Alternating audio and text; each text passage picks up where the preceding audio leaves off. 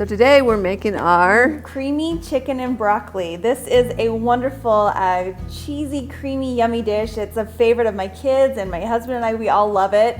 My daughter-in-law asked for it for her birthday dinner. Yeah, so it's a good one. It's a favorite. So I'm Jen. And I'm Barbara. And we're with Pressure Cooking Today. So we have our chicken breasts here. You'll notice these are a nice normal size of chicken breasts. The grocery store I shop at makes really large, giant chicken breasts. And the important thing about cooking chicken in the Instant Pot is you want it to be about the same thickness all the way through. So if your grocery store is like mine and you make big, giant chicken breasts, you can just cut them in half horizontally. So just like right through there to make them all about the same size. So we're going to go ahead and get started. First, we're going to salt and pepper our chicken. And we do that so that each chicken bite tastes fabulous. Right? Is there another reason? Yeah. And I'm going to go ahead and get our butter melting. In this recipe, we're using butter, and we're also sauteing in a little olive oil. So the reason I like to use oil and butter is you get the great flavor from the butter, but the oil stops the butter from burning. So that works out great. So we're going to use medium heat. The saute function on most models has a low, which we use for a simmer, a medium, which we use for sauteing onions, and then a high, which you would use if you're sauteing like a pot roast or something. You're searing that beef. You want to get a nice good sear, you want it on that high heat.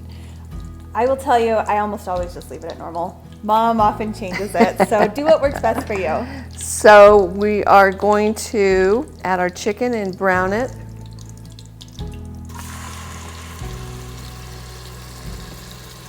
So we're just going to brown one side of the chicken just to speed up things. If you wanted, you could go ahead and brown both sides. It really is just a matter of preference. By browning it, you get the yummy taste from that brown meat that goes all into the flavor of your sauce.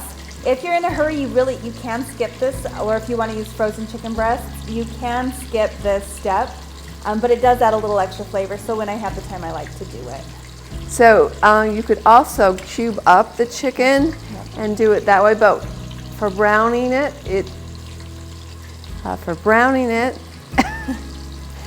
we think it's easier to brown the meat all in one piece, and so we prefer to brown it first and then cut it. But again, if you're going to dice it or skip the browning step, go ahead and use diced chicken. If you like to meal prep, you could dice up your chicken and freeze it in a flat layer. Yes. So that's a nice shortcut step.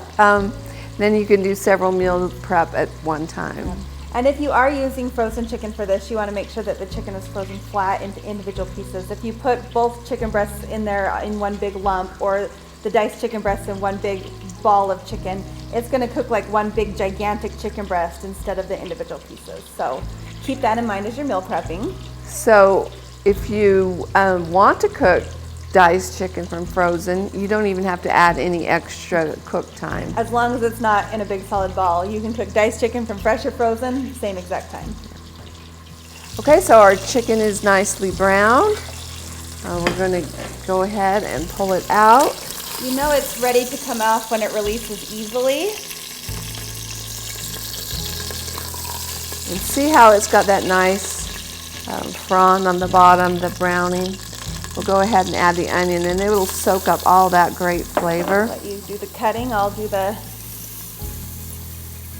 So you can see how on the bottom of the pot it's dark, so you want to make sure that you get it off before it turns from brown to black. So you can see how the onions are getting their nice flavor, nice color from the browning that's on the bottom of the pot. All of that browning is delicious flavor, so you want to get as much of it off the bottom and into your food as you can.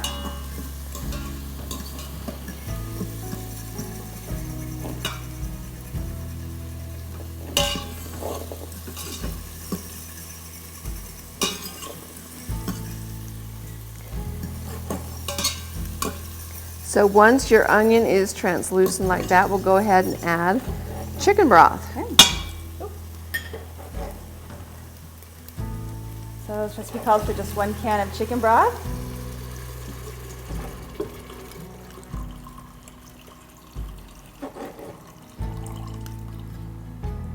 And then we also add our spices. So we've got some parsley and some red pepper flakes in this. The red pepper flakes do not have a lot of spice to them, but they do add a ton of flavor. It's just, I think, a 1/4 teaspoon of red pepper flakes. If you're worried about it being spicy, you can go down to 1/8 of a teaspoon, but I wouldn't admit it because it really does add some flavor. And we just have our salt and our pepper. Give that a nice stir. Okay, we're adding one of these chicken breasts back in. You just want nice bite-sized pieces. I'm going to go ahead and turn off the saute.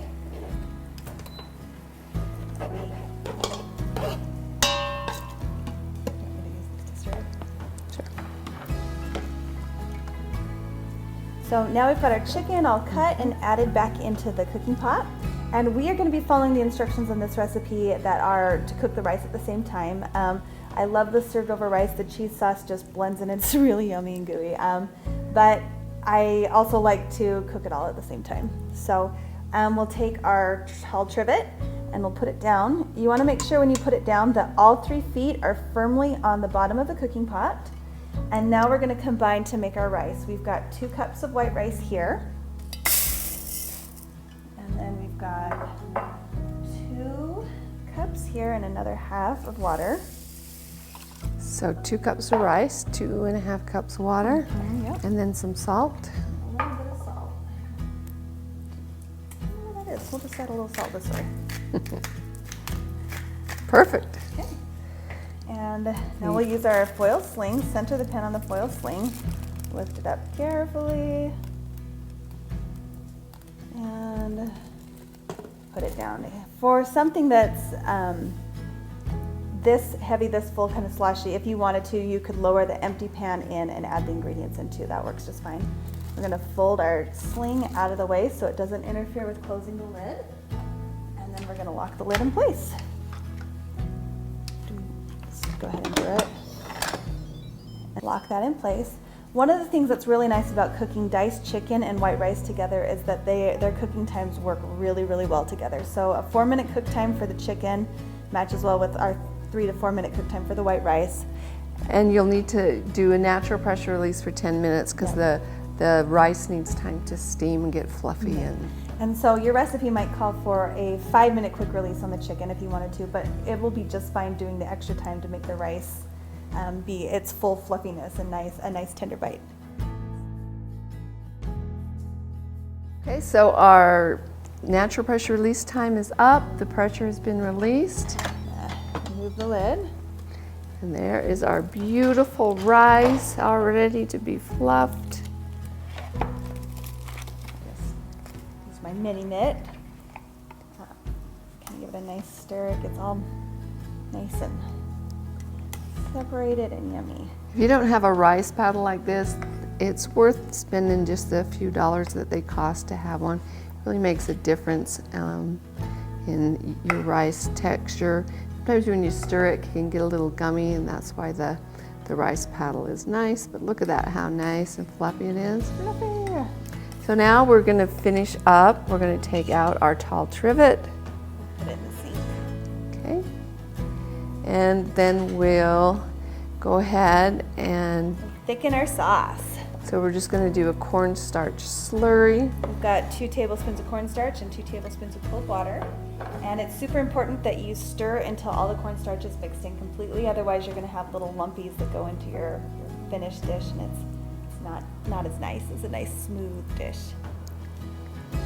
And then with the cornstarch slurry, I'm going to say it again because I scratched my face. All right. With the cornstarch slurry, you also need to make sure you hit saute because the cornstarch doesn't thicken until it reaches a certain temperature. So yeah, you really want to bring it to a boil when you're using a cornstarch. That's a good way to know that it will have activated. Saute. It's a big clump that doesn't want to break up.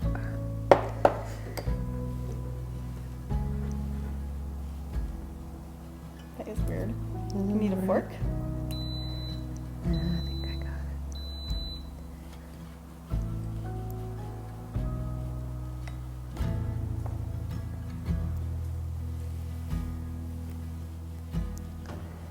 Okay, so we'll go ahead and add that. I'll give you that little Baby whisk. baby whisk and switch to this big whisk. Put that in.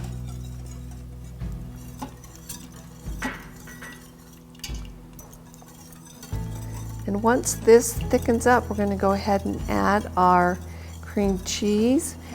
We have cubed it. Yep, it's 4 tablespoons, but we've cubed it into like 12 pieces, something like that. And the reason we do that is so that it melts more easily. You don't want to move on to adding the cheddar until you've got this all nice and smooth. Why is that? Just because they keep little cream cheesy. Yeah, it bits. won't dissolve if you're not patient. There we go. Patience.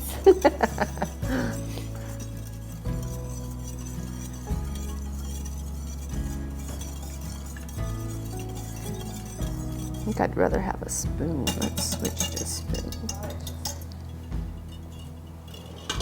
Just want this guy? Sure.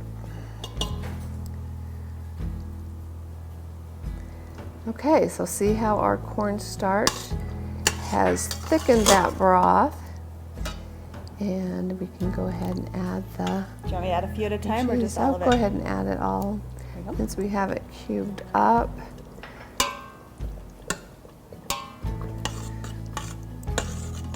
The cream cheese adds rich creaminess. It also helps thicken up the broth a little bit. If you like, you can use that 3rd less fat Neufchâtel cheese. I just like the full creaminess and flavor from the regular. I don't like the fat-free at all, though. It kind of has that gelatinous to it that is off-putting. But If you love it, do what works for you. so if your pot is bubbling a little bit too fast, you can either raise up the pot just a little bit away from the heat source, or you can turn your temperature down to low. Yeah. But I think our cheese is pretty well melted there, our cream cheese. Let's go ahead and add cheese a handful at a time. Yes, so if I were to dump this whole big thing in there, there would be little bits of cheddar that would just stay stuck up together. But by adding it just a little bit at a time, it lets it incorporate and melt completely into the sauce. Yeah, A it's little bit of cheese on our rice. changing to a beautiful color. Really makes it delicious. Just gonna dump the rest of it, Mom. Okay? And the bowl. Yeah, don't throw the bowl. Okay, so at this point, you can either add your broccoli. Or if you have picky children, you can keep your steamed broccoli off to the side in a separate bowl so it won't get covered in cheese sauce. It's delicious covered in cheese sauce unless you're 7. Unless you're my 7-year-old. So today, are we adding it? I don't know, are you taking it home or am I? You're taking it home to feed the kids. Then let's keep it separate. Okay.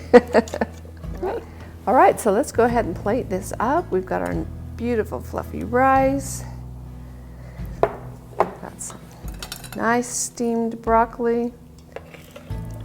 And if I were serving my children at home, I would put this off to the side so it doesn't touch anything, but since not, We're gonna eat it. we're gonna eat it. I'm gonna put the cheese sauce on top like it should be.